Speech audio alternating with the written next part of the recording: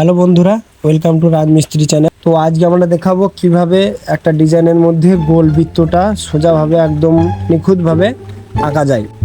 তো ডিজাইনটা করতে হলে প্রথমে আমার বক্সটা মেপে নিচ্ছি।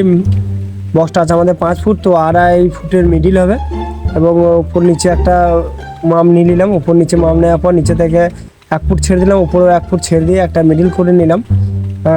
মিডিল করে নিলাম। তারপরে দেখো বন্ধুরা কীভাবে করছি। তারপরে এটা মিডিলে একটা দাগ নিয়ে নেবে, উপর নিচে পুরোটা মেপে নিয়ে একদম মিডিল এদিক ওদিক নিয়ে পুরো যে ডিজাইনটা হবে সেই ডিজাইনটা পুরো মিডিল করে নেবে।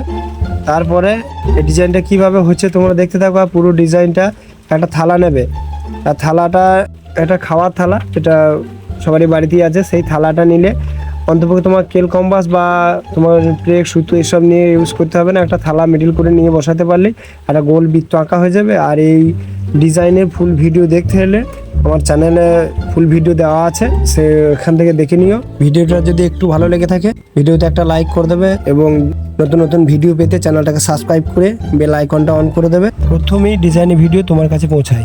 আর গোল বৃত্তটা কীভাবে নিখুঁতভাবে আঁকা যায় সেটা দেখানোর জন্য এই ভিডিওটা করা হয়েছে। তো নেক্সট ভিডিওতে আবার দেখা হয়েছে, তার জন্য টাটা, গুড বাই।